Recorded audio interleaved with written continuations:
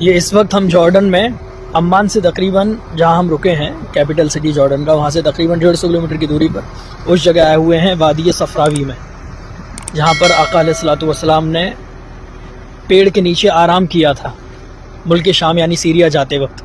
ये चारों तरफ रेगिस्तान, कहीं पर भी एक दरख्त का भी नामो निशान नहीं, हल्की फुल्की जो रेगिस्तानी घास होती है उसका वजूद है बस, बाकी ये हर तरफ रेगिस्तान है। अब सामने हम जो जा रहे हैं वहाँ वो दरख्त आने वाला है जहाँ सरकार अलैहिस्सलातु वस्सलाम ने आराम फरमाया था, और इस दरख्त को तकरीबन 1440 या 1450 साल गुजर गए, अब तक हरा भरा है।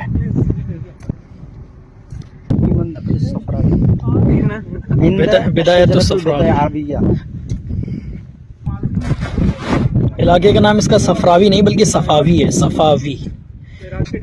चारों तरफ रेती रेत है।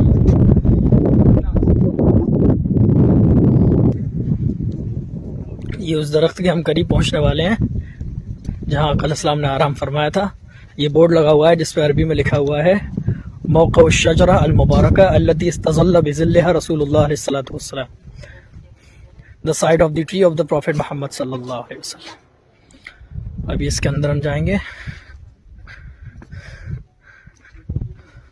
और सामने शजरे मुबारका।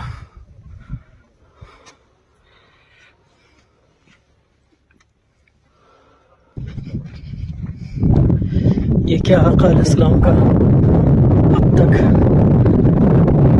जाहिर होने वाला वो अज़ीम मौजज़ा, दरख्त पूरा हरा भरा खड़ा हुआ है, आस पास कई किलोमीटर तक ऐसे बड़े बड़े दरख्तों का वजूद नहीं है, हर तरफ रेगिस्तानी रेगिस्तान है।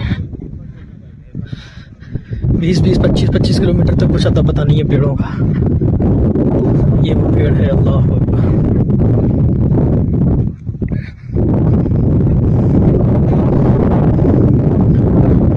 अल्लाहुम्मा सल्ली अला सय्यिदिना व मौलाना मुहम्मद व अला आलिहि व सहबिहि अजमईन।